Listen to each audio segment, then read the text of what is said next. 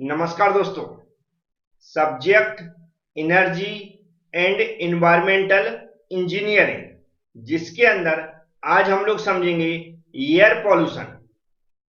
Air pollution के बारे में सब लोग जानते हैं, लेकिन जब बात लिखने की आती है तो हमें पता होना चाहिए कौन कौन से ऐसे पॉइंट हैं जो हमें एयर पॉल्यूशन के बारे में लिखते समय शामिल करना चाहिए। तो आज आप इस वीडियो के माध्यम से ये पता चलेगा कि हमें कैसे एयर पॉल्यूशन के बारे में लिखना है। बस आपको वीडियो पूरा देखना है, जो मैं समझा रहा हूं उसको ध्यान से सुनना है। चलते हैं, स्टार्ट करते हैं। सबसे पहले नॉर्मल समझते हैं कि एयर पॉल्यूशन क्या होता है। तो जो हमारी इन्वायरमेंट में एयर है, यदि उसमें कुछ ऐसे एलिमेंट मिल जाएं जो हमारी इन्वायरमेंटल एयर है उसमें कुछ ऐसे एलिमेंट मिल जाएं जिससे एयर मनुष्य के लिए, जानवरों के लिए, इन्वायरमेंट के लिए हानिकारक हो, तो उसे हम क्या बोलते हैं? एयर पॉल्यूशन बोलते हैं। और जो एलिमेंट्स एयर के अंदर मिलते हैं जिनसे एयर हम सबके लिए हानिकारक होती है, उन एलिमेंट्स को बोलते हैं एयर पॉल्यूटेंट। क्या बोलते हैं? Air pollutant. अब जो हमारे एयर पॉल्यूटेंट हैं उनमें सॉलिड भी हो सकते हैं, सॉलिड पार्टिकल्स भी हो सकते हैं, लिक्विड ड्रॉपलेट्स भी हो सकते हैं, गैसेस भी हो सकते हैं। यह नेचुरल भी हो सकते हैं या मैन मेड भी हो सकते हैं। अब जो एयर पॉल्यूटेंट हैं इनको दो भागों में डिवाइड किया गया। पहला है प्राइमरी और दूसरा होता है सेकेंडरी।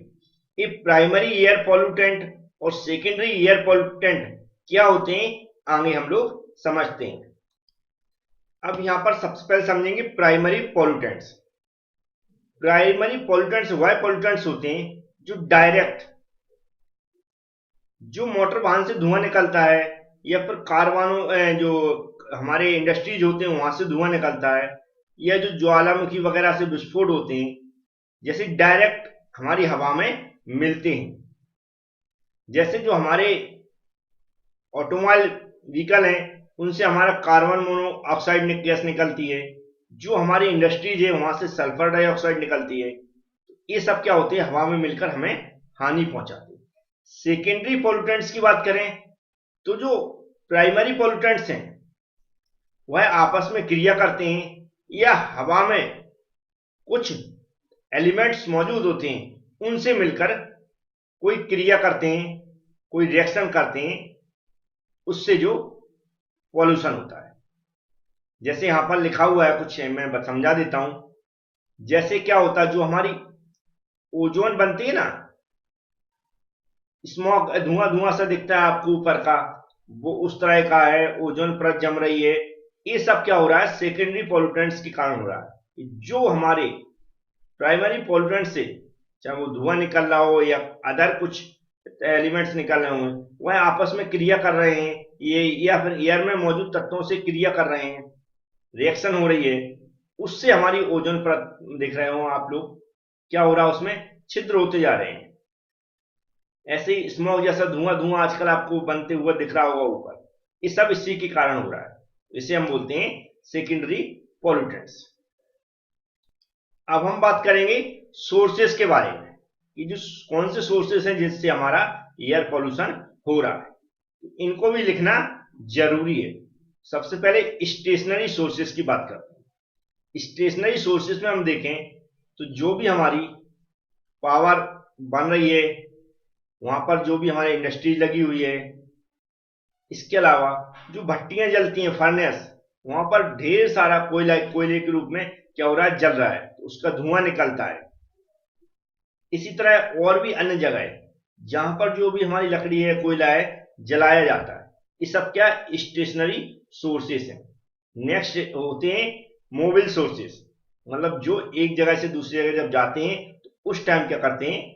प्रदूषण करते हैं, पॉल्यूशन करते हैं। इसमें मोटर व्हीकल्स हो गई जो भी हमारी रोड पे चल रही हैं, समुद्र में चलने वाले जहाज हो गए, एयरक्राफ्ट हो गए जो कि हवा में चलते हैं। इस तरह के जो बहुत सारे मोबाइल सोर्सेस भी होते हैं जिससे हमारा प्रदूषण हो रहा है। इसके बाद आते हैं केमिकल सोर्सेस, जहां पर आप एग्रीकल्चरल डिपार्टमेंट देखेंगे। आपने देखा होगा हम एग्रीकल्चर में बहुत सारी केमिकल यूज करते हैं फसल को अच्छा बनाने के लिए, और जो भी हमारी पैदा हो रहा है फसल से वह ज्यादा से ज्यादा हमारा एग्रीकल्चर में पैदावार हो।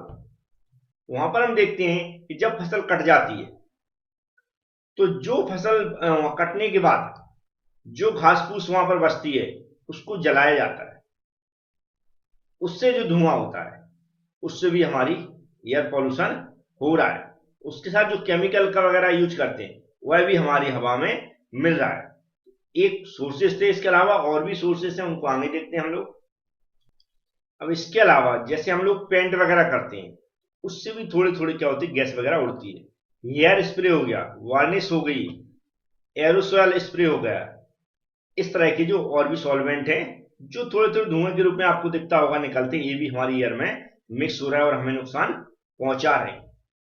इसके अलावा बहुत सारे नेचुरल क्षेत्र हैं जहां पर आप देखते हैं, जहां पर जो भी हमारे पेड़ पौधे नहीं पाए जाते हैं, आपने देखा होगा बिल्कुल रेगिस्तान टाइप का रहता है, वहां से भी जो धूल उड़ती रहती है कंटिन्यू, वह भी हमारी क्या है, एयर का पॉल्यूशन का कारण बनती है।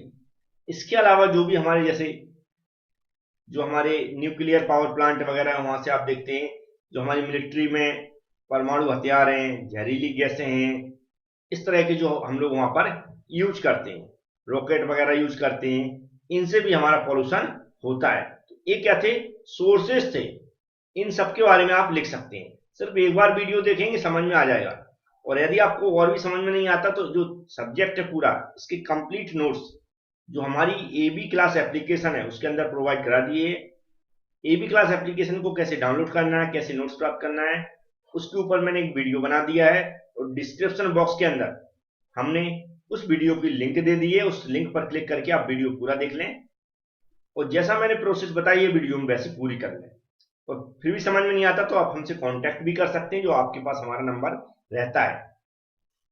अब यदि कोई पूछता है या फिर हमें लिखना पड़ता है उसके बारे में कि कौन कौन सी ऐसी बीमारी हैं जो मेन होती हैं, तो इसमें सबसे ज्यादा अस्थमा हो गया, कैंसर हो गया, बच्चों को देखते हैं बार बार सर्दी जुकाम बुखार होना, ये प्रदूषण का कारण है। ऐसी बीमारी हैं जिनके बारे में आप लिख सकते हैं जो नेचुरली हम देखते हैं हमारे एयर पोल्यूशन के कारण हो रहे हैं। अब इसकी बात करेंगे हम कि इसके जो रोकने के क्या उपाय हो सकते हैं। अब इसके रोकने के लिए बहुत सारे उपाय आते हैं, जिसमें सबसे पहले सामाजिक उपाय रहता है कि लोगों को जो हमारी भूमि है उसके उपयोग के बारे में सही तरीके से समझना चाहिए, जिससे हमारा पॉल्यूशन कम हो। दूसरा होता है हमारा जो मोबाइल सोर्सेस हैं, जो भी हमारी गाड़ियां वगैरह यूज हो रही हैं, या हमारे बहुत सारे एग्रीकल्चर में इंडस्ट्री में यूज हो रहा है, बहुत सारे जो भी वाहन यूज हो रहे हैं, उनमें हम लोग जो टेक्नोलॉजी हाइब्रिड हो गए व्हीकल्स हो गए, सीएनजी व्हीकल्स हो गए, इस तरह इलेक्ट्रिक व्हीकल हो गए, इनका उपयोग किया जा रहा है, जिससे कि हमारा डीजल पेट्रोल कम जले, उससे हमारा प्रदूषण कम हो। इस तरह जो हमारी खेती किसानी से धुआं वगैरह जो जो जलाई जाती है, बाद में बची हुई जो भूसा टाइप का रहता है, घास फूस रहती है, उसको केमिकल के थ्रू उसको खत्म किया जा रहा है, जिससे उसी जमीन में मिल जाए, और जो जमीन में खाद के रूप में इस तरह उनको खत्म किया जा रहा है कि जो वहां पर फसल हम जलाते थे वह जलाने की जगह केमिकल के थ्रू क्या खत्म की जाए और वह खाद के रूप में काम करे खेतों में। इस तरह क्या किया जा रहा है, उसको केमिकल के रूप में खत्म किया जा रहा है, केमिकल से मतलब खत्म किया जा रहा है। इस तरह हम लोग क्या कर सकते हैं, जैसा मैंने समझाने की कोशिश की उस आधार पर आप इसको और अच्छे से एक्सप्लेन करके आ सकते हैं, यदि एग्जाम में क्वेश्चन पूछा जाता है। और वाटर पॉल्यूशन, एयर पॉल्यूशन, इनके बारे में क्वेश्चन पूछे जाते हैं, पहले भी पूछे जा चुके हैं, बिल्कुल थ्योरी एग्जाम के पर्पज से मैं पढ़ा रहा था।